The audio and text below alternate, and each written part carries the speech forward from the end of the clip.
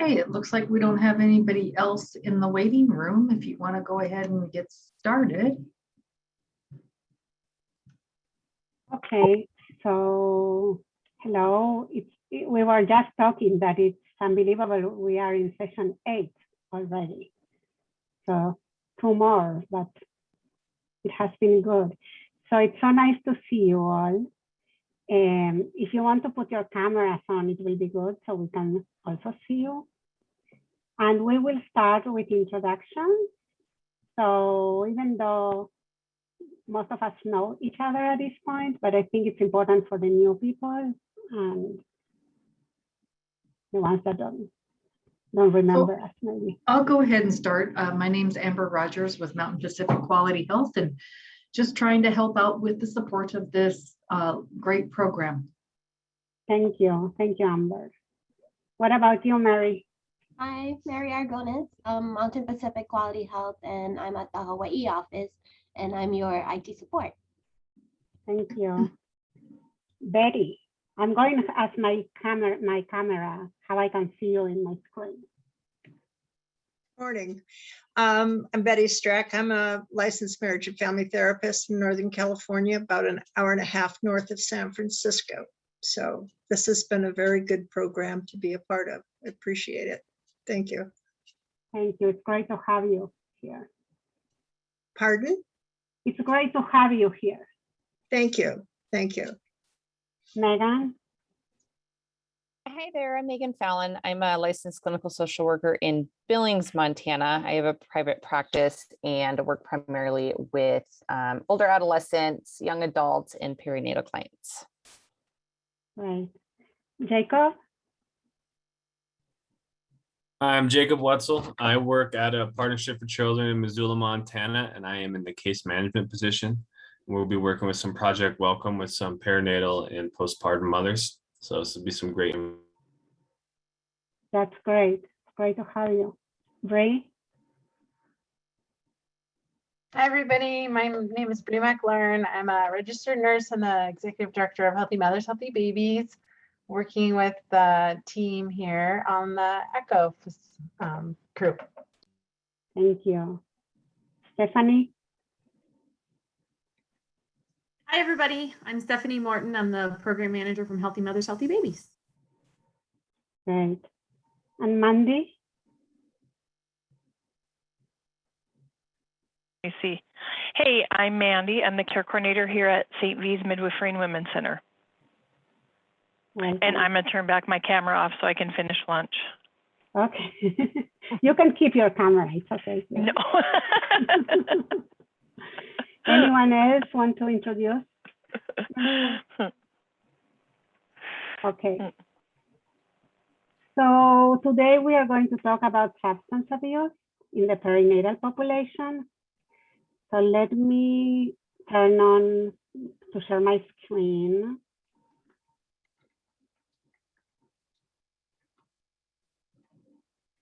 And let's see. How do I move this? I always have the same problem.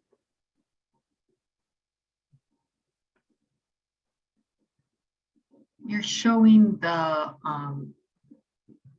What am I doing? yeah, you need to do the presentation view. I know, but I don't know how to, you know, the part in the app that appears from Zoom. Oh, it drives me crazy. Oh, now I moved it. Yeah, now I moved it. Okay. Yeah, slideshow. Yep. And from the beginning. Okay, so let me move. You're good. Up again. Okay, so now you can see my screen? Yep. Perfect. Okay. So we are going to talk about screening and management of substance use disorders in the perinatal population. So first, actually, I want to ask if anyone has any announcements, anything they want to say before we start talking about it. So it sounds like not. Okay, so let's start. So I apologize for all the information, like it might seem a lot, but there is so much to say about this. And I think I wrote a little bit too much, but I hope it's okay with you. So I wanted to say that it's so important to talk about it because substance use disorder in pregnancy is a preventable cause of maternal and infant both morbidity and mortality. So it's so important to discuss it because we can really prevent negative outcomes. And it is shown in the literature that medications that are used for opioid use disorder, for example, decrease maternal mortality. And when there is mortality because of overdose, it's usually after the delivery. And it is shown that both methadone and buprenorphine, and we'll talk more about that, they save lives when they are used in pregnancy and in the postpartum. And it's very important to do screening and to identify and treat these women because in pregnancy, you have this particular opportunity. You know, the OBGYN is seeing these patients with a lot of frequency. Women go to their appointments, they are concerned about their babies, and that might be a good time to meet them and identify who is using drugs and how to help them. So the Substance Abuse and Mental Health Service Administration estimates that 22% of women used alcohol, tobacco products, or illicit drugs during pregnancy in the years 2013 and to 2014. So that gives us an idea of how prevalent this is. And usually women that use drugs during pregnancy are more likely to delay their prenatal care and substance abuse care. And this can result in poorer maternal and infant health outcomes. And so this is very important, and we will talk about screening, but it's very important to screen and to find these women. So from all the substances, alcohol and tobacco are the ones that are used the most in pregnancy. And in a study done between the years 2013 to 2014, among the women that were pregnant, the estimate was that 9.3% used alcohol, 13.4% used tobacco products, and 5.3% used illicit drugs during pregnancy. And it was 2% if you excluded marijuana. So cannabis is the drug that they use most from illicit drugs. And from the pregnancy, it sounds that a lot of women use it at the beginning of the pregnancy. It might be also because they don't know they are pregnant, and when they know, some of them might stop, because as you see, in the first trimester, 9% use, in the second trimester, 4.8% use, and in the third trimester, 2.4% use illicit substance. So I wanted to talk about what's happening in Montana in particular. And it seems that it's a serious public health problem, not just in pregnancy, but substance use in general. It's a problem in Montana. And there are not enough programs to treat pregnant women with substance use disorder. And I wrote this here because I was so upset about it, like it needs to be better. So the number of Montana children in foster care more than doubled since 2011. So out of more than 3,200 children in foster care in 2016, 64% were removed from the home for reasons related to parental substance use. So that's a lot, you know, and among Medicaid patients, the percentage of infants with perinatal drug exposure increased from 3.7 in 2010 to 12.3 in 2016, and that's a big increase. And despite this apparent growth of this problem, there is still not enough treatments in the state for substance use in pregnancy. And I wanted to see if maybe we'll leave it for the end to talk about these programs and what we have in the state. But yeah, I'll continue going and we'll talk about it when at the end, to the other people that know a lot about it in what's happening in Montana. So this is very important because states have different policies on how to treat pregnant patients with substance use. So some states, they consider substance use as child abuse, and 3 states consider it grounds for civil commitment.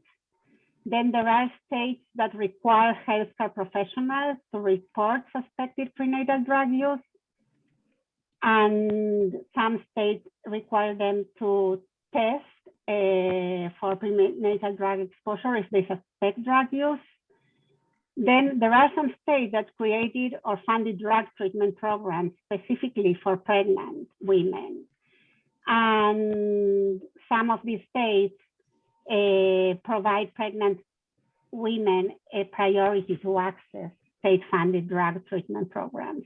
And 10 states prohibit publicly funded drug treatment programs from discriminating against pregnant people. So in Montana, from all these policies, the one that is happening in Montana is when drug use is diagnosed or suspected, the state requires that health professionals report it. So that's important to know, and that also helps us to understand all these policies, why some women don't come to treatment when they are using drugs. They very likely are very scared of the consequences, and also not just the consequences for themselves, but also to be separated from the baby when the baby is born. So that's important to keep in mind. And that's why it's important to screen and to ask, because women might not say that they are using substances, and also they might come late to prenatal care because of that. So risk of substance use disorder in pregnancy, there is risk of birth defects with some of the substances, poor nutrition, poor prenatal care, as we said, unexpected pregnancies can happen. And also some of these substances causes vasoconstriction, and with that placental insufficiency, and that can cause preterm delivery and intrauterine growth restriction. Also, a lot of these women are exposed to trauma and violence before pregnancy and also during pregnancy. There are difficulties with management of labor in some of these women, mostly with the women that abuse opioids. Then when you need to treat them, it's a little bit more difficult to treat the pain. And then there is risk of overdose, and there is risk of withdrawal and intoxication for the mother and the baby when the baby is born. And there is risk of infections associated to the use of substances. So this is a screening tool that I thought it was helpful. The suggestion is that screening should be done at the first appointment when you first meet the patient, and then once per trimester. There are several screening tools out there. I thought this one is good because it's short and it's concise. And if a woman says, it asks, in the past year, how often have you used the following? And it goes through alcohol, tobacco, prescription drugs, for non-medical reasons, and illegal drugs. And if the woman answers any of these that she used it, you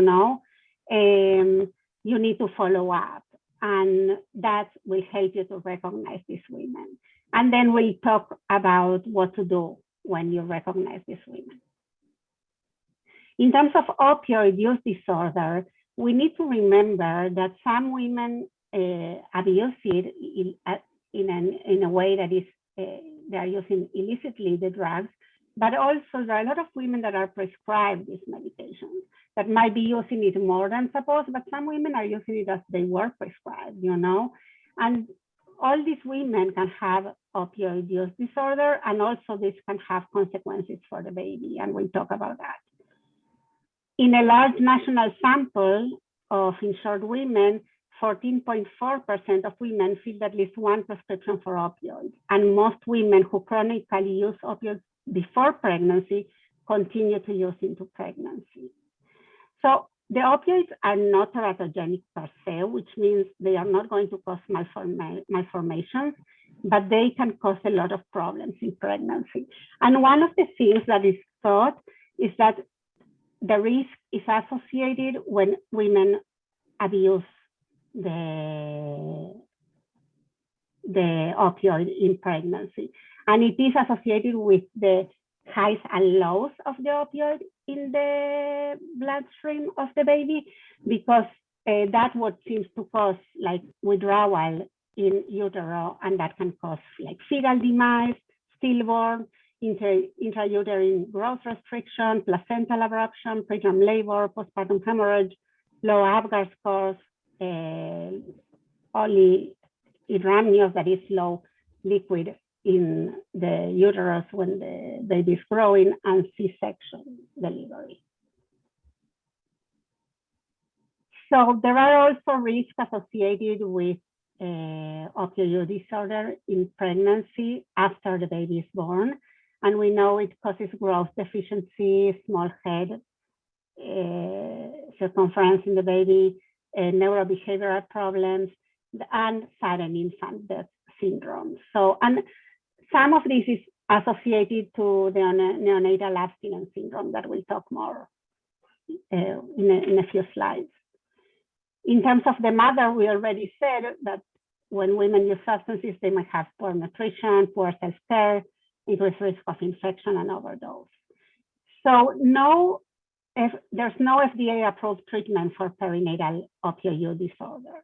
However, I'll talk in the next slide, we use some of the medications. We use some medications. And the American Society of Addiction Medicine recommends breastfeeding for mothers on either methadone or buprenorphine, that I'll talk about these medications, and because both are present in relatively low amounts in breast milk. So the treatment of choice is methadone in pregnancy. However, we are having more and more evidence about buprenorphine, and so both have been used in pregnancy. These treatments are safe and effective at decreasing risk of relapse and improving obstetric care and neonatal outcomes. And when you associate the treatment with methadone or buprenorphine with good psychosocial interventions, this shows that this is less risky than using opioids during pregnancy. So because some people might say, but methadone is still an opioid, you know, but still it's a way of getting the person out of the short-acting opioid, and it's a way of decreasing the risks for the person because it's a stable amount all the time, and for the baby. So one difference between methadone and buprenorphine, because methadone was the first drug that came out and is the mainstay of treatment, but then buprenorphine was introduced and it's used also frequently. And the difference in the studies we have so far is that the neonatal abstinence syndrome is more severe and has a longer duration, and therefore babies stay longer in the hospital and need more care with methadone than buprenorphine. So that's very reassuring for buprenorphine. But buprenorphine, because it's not in a program, usually methadone is given in a program setting. So buprenorphine can be given in the doctor's office and given for the woman to take it, you know, and it's more associated with more risk of stopping the treatment compared to methadone. So for the neonatal opioid withdrawal syndrome, we use medication when it's needed. However, this Eat Sleep Console is the non-pharmacological treatment that is actually first line, and it's shown to decrease 50% NICU stays and 30% neonatal abstinence syndrome. It also promotes mother-baby relationship, and you use as needed morphine for the baby when you need. So it is EAT, that it means is the baby feeding normally, so you have to make sure that that's happening. Is the baby able to sleep? That's sleep. And console. Can the baby be consoled within 10 minutes of crying? So you check the baby, and those are the things that you have to pay attention. In terms of alcohol, 35% of pregnant women use alcohol at some point during pregnancy. 1 in 10 women report using alcohol within the last 30 days in pregnancy, and 1 in 33 report drinking during pregnancy, it is a lot. It's known that at least half of all lactating breastfeeding women in Western countries also use alcohol to some extent while breastfeeding. There is no safe amount in pregnancy. Researchers and experts in the field recognize a safe amount of alcohol. So it's hard, you can tell the patient you can drink this amount because it's not, we don't have data about it of any safe amount. And brief interventions are helpful and to help women start the process of stopping. And what I mean by brief interventions are treatments when the provider meets with the patient for, let's say, the OBGYN for their OB treatment, and they do some motivational interviewing. They're trying to engage the patient and help her think about what she's doing and how to modify her behavior. And that has been shown to be helpful. So alcohol decreases oxytocin and prolactin that both help with breastfeeding. So you need to be very careful as a woman to take it during breastfeeding. So the alcohol that is consumed during pregnancy is rapidly absorbed into the fetal blood and results in alcohol toxicity and possible teratogenicity, potential teratogenicity.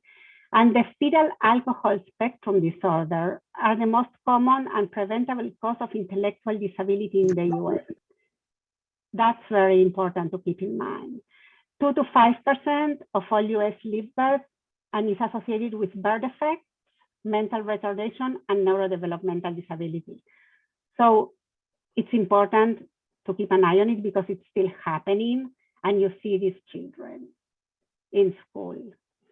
So fetal alcohol syndrome is the most severe manifestation of the exposure to alcohol and is characterized by a triad, a clinical triad that has the child has abnormal facial features and is short stature, I don't know how to say stature, and central nervous system abnormalities, including microcephaly, seizures, cognitive learning deficits, and behavioral dysregulation.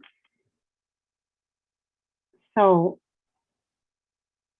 it's important to recognize the alcohol and help the woman stop the use. So in terms of cannabis, it's the most used illicit drug among pregnant women, and 2.5% of women admit to use cannabis during pregnancy. However, it seems that it's an underreport that there are suggestions that it is much more. And it has been difficult to know what is the direct effect of cannabinoids in the fetus because usually women that use cannabis use other substances associated to it, especially tobacco. So it's very hard to separate it and know this is really the risk of cannabinoids. And the legalization of marijuana in some states had increased the sales, the consumption, and the access to it. And there did studies and they saw that most young adults feel that cannabis is not very harmful. So all these helps with the high prevalence of its use in pregnancy. So what I wanted to say is that it seems that now the THC content in marijuana is much higher than it used to be in the 70s. And most of the data we have is from years before in terms of effects of marijuana in the baby. So it's most likely that the effects are more now with the content of THC that there is in the marijuana.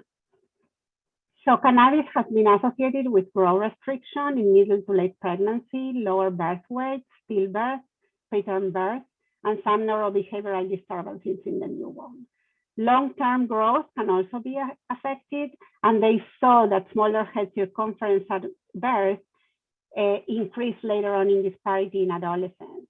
They also saw adverse neurobehavioral outcomes, aggression, and poor attention skills.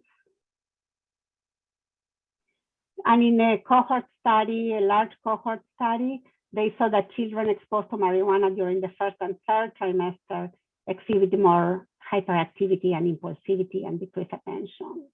And children that are exposed to marijuana are more at risk of smoking cigarettes and using marijuana later in life. What is very important is concentrations in breast milk of cannabis are up to eightfold higher compared to maternal plasma levels. So it concentrates in breast milk. And it has been reported that infant exposure through breast milk can cause neurodevelopmental effects, delayed motor development, lethargy, and less frequent feeding. So that's very important to tell women, because women might not think about that. They might think that breastfeeding is safer. So in terms of that, the American Academy of Pediatrics recommends against breastfeeding with regular cannabis consumption. And parents should also be educated about safe sleeping and the risk of exposure from marijuana use in fathers, which triples the newborn's risk of sudden infant death syndrome. So this is very important, and patients should be educated about it. So in terms of cocaine and stimulants, there are two things I want to say here. First, there are the women that are abusing cocaine, but then there is the women that are abusing stimulants, and then there are the women that use stimulants for ADHD, and that's a different situation, and we can talk more about that. I was thinking maybe in the last session I will mention that, because that's something that is coming up more and more, and we are seeing. So the estimates of cocaine use in pregnancy range from 1 to 10%. And what things that happen with cocaine and stimulants in high doses is they can cause vasoconstriction, which means the vessels to go smaller. And that can affect the oxygen that gets to the fetus, and it affects the baby. So there is risk of fetal cardiovascular and central nervous system abnormalities, limb reduction defects, intestinal atresia, and genitourinary tract effects associated with cocaine. And a study that I found showed that children exposed to cocaine prenatally were twice as likely to experience significant psychomotor delay when compared with non-exposed children. And there are case reports on infants developing cocaine intoxication through breast milk, which is very important. So it's very important to abstain from cocaine, both in pregnancy and breastfeeding.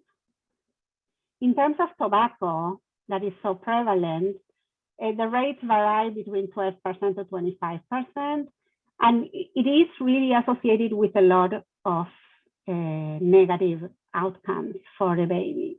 So it's associated with intrauterine growth restriction, ectopic pregnancy, premature rupture of membranes, abruptio placentae, placenta previa, miscarriage, stillbirth, preterm birth, low birth weight, small for gestational age, and congenital anomalies. There's also the risk of sudden infant death syndrome associated to both prenatal maternal smoking and secondhand exposure. And both intrauterine and passive tobacco smoke exposure have also been associated with an increased risk of asthma and respiratory illnesses. And it also has been associated with poor fetal neurodevelopment. So it's very important to keep in mind that this is a very toxic substance for the baby. It also transfers in high amounts in breast milk. And usually it passes more through breast milk than through the placenta before birth. And it's associated with, if the person smokes more than 10 cigarettes, it's associated with decreased milk production. So it can affect the baby's sleep pattern. So when a woman wants to breastfeed and she's smoking, it should be really emphasized not to smoke, but also for any woman that has a baby, even if she's not breastfeeding, should be emphasized not to smoke because of the risk of secondhand exposure. and risk of sudden infant death syndrome. So I wanted to mention this intervention, screening, brief intervention, and referral to treatment that showed it can decrease the frequency and severity of drug and alcohol use. It decreases the hospital stays and emergency department visits, and it has a net cost saving. So basically what it is the screening that will identify unhealthy use. 75 to 85% of patients will screen negative, and the ones that screen positive, you will do further. You will go further with the brief intervention. And what is the brief intervention is really talking to the woman and educating them about the risks of the substance use, helping her to increase her insight and awareness about the risks related to unhealthy substance use, and do motivational interviewing, and help them with their motivation towards healthy behavioral change. And then the women that need, you refer them to treatment. You help them find addiction treatment. So, and that is usually indicated in only about 5% of people screened. So any questions? And thank you. Let me stop sharing my screen. So I wanted to, first of all, I wanted to ask Stephanie and Bree if you can mention a little bit about what are the programs or anything that is happening in terms of treatment in Montana, because the last information I got is from 2016. So if there is more than what I found, and also Sarah Beth, Great. I'll let Stephanie speak to it since that's more her daily work, and then I'll support her if there's additional things I can think of. Yeah. I'm gonna do like Bree and maybe pass the buck a little bit, because there are a ton of people on this call that are doing this work, and I'd be talking at them. And just let me know if this is awkward or not comfortable, but I like the Meadowlark Initiative would be a good place to start. And really that was started by the Healthcare Foundation in 2016 and looking to reduce the number of women who are presenting with little to no prenatal care for birth. Most of that was being driven by substance use and fear of legal repercussions in that piece. It's basically integrating behavioral health into prenatal care. In that initial granting was then supported by DPHHS through a HRSA grant. Sarah Beth Upson is on the call and is doing that, leads that work at the state. But there are, let's see, Mandy is a care coordinator with the Meadowlark Initiative. Let me see who else we have on here. Amy Stephenson Benefice is a part of the Meadowlark Initiative. Naz is a part of it. Oh, there are two Mandys. I was like, wait a minute. Is there anybody else on the call that's part of that and would maybe like to jump in and talk about their work specifically with that and how maybe that model or initiative has really changed your practice?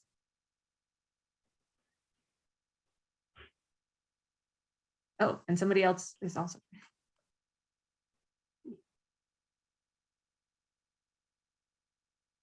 Okay. But basically that's the idea of like having a care coordinator piece of this added into a behavioral health provider and having them right in there. And I see that Misha is talking about brief intervention. Brief interventions are definitely a part of that specific model, and I'll let Ariella talk more about that. I think some other places that we can think about where substance use disorder in the perinatal period is being dealt with or treated specifically is with Moms Grant folks, empath clinics running through Billings Clinic. And if anybody is on here that wants to talk a little bit more about that, yeah, you could jump in and provide more information. Well, Stephanie, this is Sarah Beth. I don't know, Amanda, if you can join the call. I don't know if Amanda is able to. Are you able to jump on, Amanda? Yeah, I'm on. Okay. Yeah. Did you want me to just give like a brief rundown of impasse real quickly? Yeah, I think that would be helpful because I think Sure. people are more familiar with Meadowlark. Yeah. Yeah, I'm happy to do that. So impasse stands for Eastern Montana Perinatal Addiction Treatment Health System. And so it is run out of Billings Clinic, launched in January. Since then, we have, if you want to bear with me for just a moment, I can give you some stats on it while I pull up my notes here. But ESPERT is a major component of it. It's we have a care coordinator who is embedded there at Billings Clinic as the hub site, and then there's spoke sites that are the Billings Clinic affiliates, and we're working to gradually bring on more sites that are guys, can you just hold on for just a minute? I just want to share. And I'll just say, so a main component ahead, of thanks. empaths is that Joe, their regional care coordinator, he does a lot of SUD screening with pregnant women, and then they have a partnership with Rimrock. And so they will, if it's appropriate through ESPERT, he'll make referrals to Rimrock for those women. Yes. Yep. So women are screened in the OBGYN setting in Billings Clinic at their first prenatal appointment, 28 weeks and postpartum. And that's screening for substance use. And so any positive screens trigger an automatic referral to Joe. And so then Joe conducts the 5 Ps substance use screening as well as ESPERT. And using ESPERT, he will then refer the patients to appropriate, whether it be peer-to-peer counseling services, community support, or more intensive addiction or mental health treatment services, all through Rimrock. And really, what is the distinction?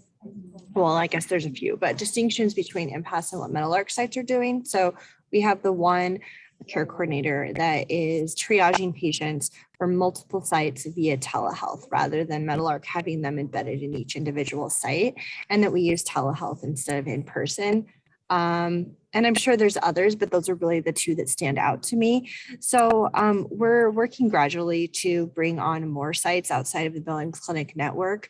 It's important, though, we feel in our team to make sure that they're culturally ready in their team to embark on this program with things like trauma-informed care and implicit bias, and that they are ready as a team to really treat this population that is so vulnerable in an appropriate and effective manner.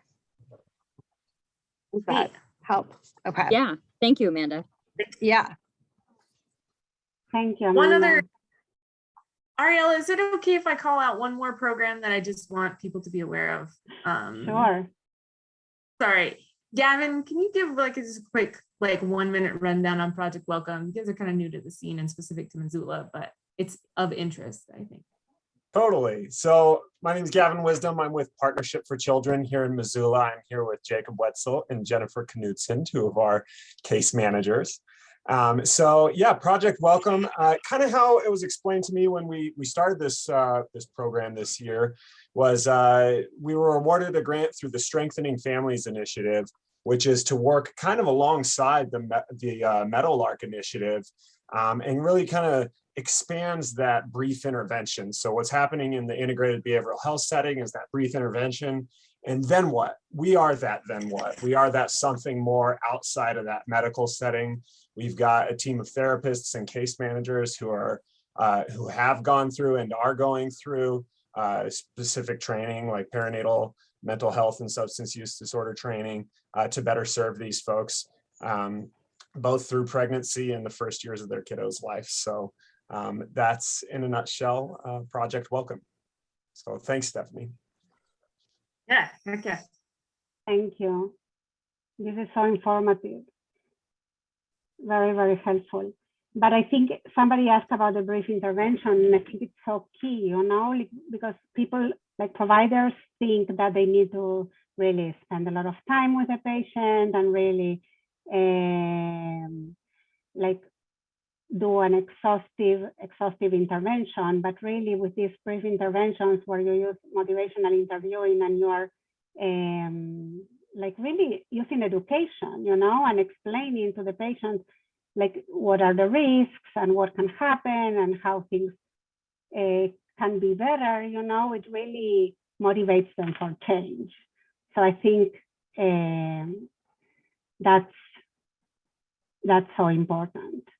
Somebody's asking about the screening tools. There are several screening tools that are used, and some of them are used in pregnancy. The one that I was familiar more with the NIDA, but there are several other ones that can be used, So the important thing is to screen, is to really talk to the patient and ask them the questions. And that's why the screening tools are helpful. Any questions, any comments?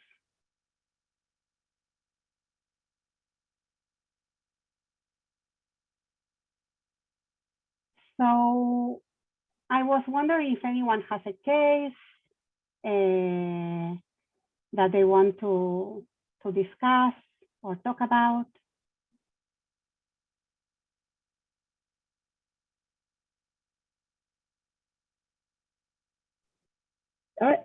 This is Misha. I'm from Kalispell. I'm a certified nurse midwife, and I deliver at a low risk. Can you hear me? Yes, yes. A low risk hospital, and I can put my video on too. That does not. We don't deliver under 35 weeks, and we recently had a woman who was on Suboxone and really doing well on Suboxone. And would kind of like to get off eventually. We encourage her to stay on through the pregnancy and even a year after. And she's really winning. And this is actually, she'd been on for quite a while before this pregnancy even. There was some concern about her delivering at the pediatricians, who are not all pediatricians. We have 2 certified pediatricians, and the rest are family practice who cover pediatrics. And there's quite a bit of discomfort about having a Suboxone baby, even though the nurses were comfortable with Eat, Sleep, Console. The director of the birth center was very comfortable with her delivering there. And my understanding is that the withdrawal is less likely to happen. I mean, if we kept her there for 5 days. And I would like a spiel or how would you reassure, or I would like to have women be able to deliver at this facility. We can transfer to a higher level of care if needed. Or do you also feel like, you know what, no, this baby should deliver at a facility with a neonatal intensive care? So that's a great question. The thing is that, so we have data these days, that Suboxone, is the withdrawal is much less severe than with methadone, or a woman that is abusing opioids, So that's really reassuring, and the hospital stays are shorter for the babies. So all that is good in terms of like having them in a place that doesn't have the level of NICU that maybe a baby will need. Like the problem is like you don't know how this baby will be born and what will happen with this baby, how severe will be the neonatal abstinence syndrome that they will have. So it's a good question. I'm not 100% sure that I will say no,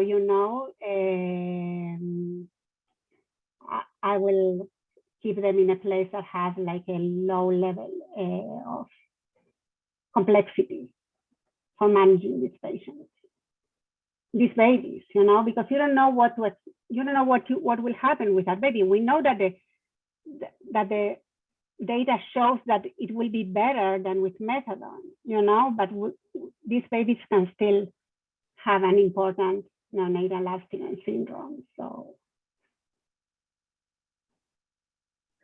Thank you. And I also feel that any provider, whatever their specialty, has the right to certainly be uncomfortable.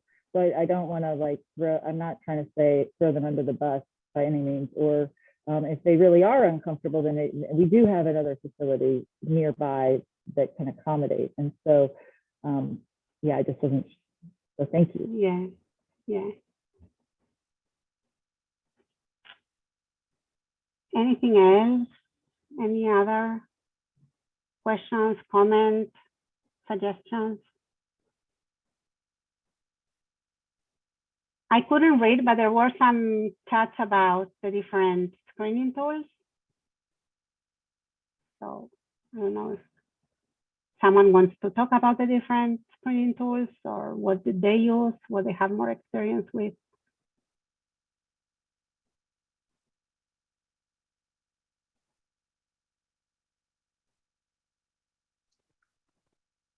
From the chat, it appears most people are using the Audit C. And I know that Dr. Frieder has put in all of her previous things, different screening types of tools. You're also always able to go back to our website and review the slide decks and things like that. So.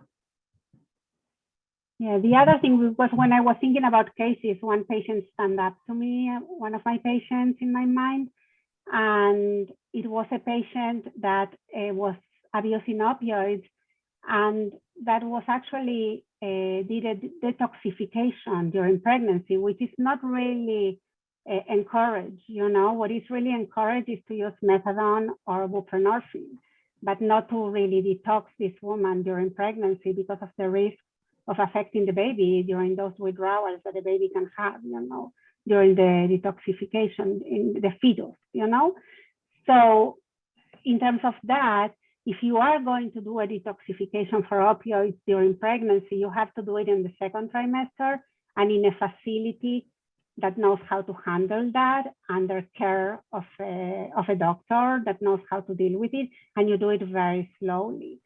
So this patient, it was really successful with her. She detoxed from opioids in the second trimester, and she also had bipolar disorder. So we were able to start her again on her bipolar medications, and the baby was born well when the baby was born. And it was really helpful for her because she was living in the streets, like having unprotected sex, at risk of other infections. And so it wasn't just the use of opioids, it's also all the other things that come associated with it. When people are using substances and their living conditions are not great and their behavior is not helpful in terms of they put themselves at risk of different things. So I wanted to mention that because I think like we kind of saved her, like we took her out of that situation. And I think that what really helped is that she was pregnant and she had a desire to do something for this child, because it wasn't so much about her. It was about how she could keep this child safe. So that's why she agreed to the detoxification and then to start again with her bipolar medication. But the other thing that is very important is that a lot of these women will want to know what are the repercussions of using substances in pregnancy, in terms of policies in Montana in this case, and I was reading about it, and there are multiple states that actually, how do you say, they got patients into court because of using substances in pregnancy. They didn't win in most cases, the prosecutors, but they prosecuted this. They tried to prosecute these women, and that's really scary for women. They know about it. They also know that babies can be taken away. So I think having a discussion about all that and trying to get them into treatment to That is very, very important. Yeah, that's a really good point, Ariella. And I don't know, Mandy, if you wanted to speak maybe to your experience using the family plan of safe care, because a lot of people might not be that familiar with it, but that's a partnership between Meadowlark and the Child and Family Services Division, so CPS workers. So Mandy, I don't know if you would feel comfortable like just sharing like how that kind of plays out in your work.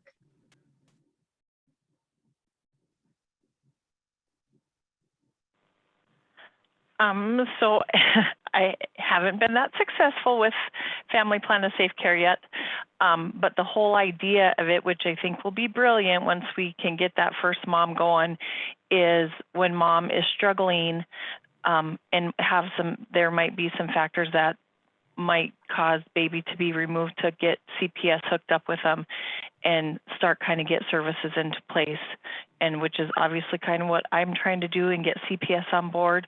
And so obviously prevention is key, and once baby comes, hopefully she's in a good place, that baby does not have to be removed. So it would all be voluntary. Yeah, we haven't found that right mom we haven't been lucky yet, but we're going to get there. Yeah, and it's and so it's specifically for women who are using substances during pregnancy and trying to get them connected with CPS early on, if they can volunteer to do that, so they can get a plan in place, ideally, so then baby isn't removed at the hospital. I think one thing that I can mention is that it seems like we've got incredible collaboration, connection, kind of fluid planning going across a lot of clinics and state programs and nonprofits. And it's really now trying to build the cultural norms within the mom community to engage. And so I just wanted to share that Healthy Mothers, Healthy Babies with AMDD funding is launching a perinatal stigma busting campaign here real soon. I could share my screen and show you the images, but okay. So we've got a lot of different images that have come forward. So really the language though is look closer, look past my addiction and see the mother I want to be. And we built this campaign from a St. Vincent's model that went well in their community. And so this QR code is going to link individuals to this, our web-based resource guide that we've been working so hard collecting, that's going to go live here this weekend. And these posters are going to go across the state, and we use off-the-wall advertising, so they'll be in the stadiums, at the universities, and kind of restaurant, bar, bathrooms, casinos types places. So hopefully this is kind of our lead image here, and I hope that this will kind of help open that kind of compassionate door to help that we're all trying to create together. Also, we're gonna, the next phase of this project is to create images that clinics could specifically put their own information into and give us patient handouts as well that would link with community resources in their own. So that's coming. It'll be all online, kind of like our Safe Sleep materials that you could download and print if you wanted to use them. So I'll probably use this email connection from the Echo to let y'all know when it's ready. But I just feel like that's the next nut we need to crack, because it just seems so hard to get, the moms to come to the groups, and, we create these programs, and there's just so much fear still. And I think what Amanda said about making sure that clinics culture are ready for this, the trauma-informed care, and making sure that every single person that interacts with an individual, from the front desk person to the physician, is kind of armed with the training and the confidence to be able to handle the situation with compassion versus judgment. And I think until we get there, we're going to continue to have kind of this problem, and it's a hard one. I think most of us that have met a woman in this situation have a lot of our own feelings about it that we have to work on. Yeah, I agree. I think, Ray, what you said so important is first that not being judgmental, and that everyone in the team or in the clinic where this woman goes are on board with that attitude, you know, because if one person treats them in a way that they shouldn't be treated, that can really deter them from treatment, you know? So that's, I think, is so important. And then what I was looking at, the leaflet at the poster that you did, it says that it takes more than grit and willpower to change your behavior, you know, and I think that's so important because people think that is just willpower with substance abuse, and that's not the case at all. So I think education is key, you know, not just for the patients, but also for their environment, you know, for the people around them. So there's not so much stigma and there's not much discrimination about this one. Yeah, I think one more thing, I know we have 2 minutes left, is there was a really report that came out, Katie Loveland, who did a lot of interviews with women that had a stimulant use disorder. One of their, you know, a lot of the use, you know, was obviously because of their own childhood trauma and the pain that they've carried forward with them. But another factor that came up that I think we should be aware of and just kind of have in our minds is pressure to lose weight was one of the causes mentioned for women that are, you know, resuming their methamphetamine use. And for me, that just was something I had never considered.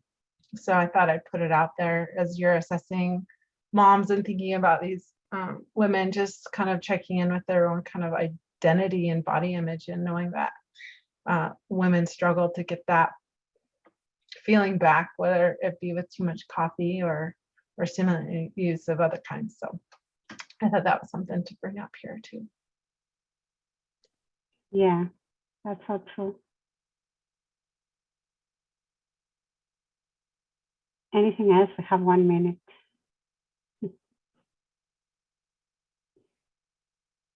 Jennifer? I have one real quick question, Bree or Sarah Beth, somebody. You know, there is community health workers across the state. And is there any specific training for community health workers in addressing substance use disorder with pregnant folks? Do you know of anything? Beth, I have a feeling you know this right off the bat. Can you answer that? Yeah, so currently in the state, you know, peer support specialists are billable, and that requires an SUD diagnosis.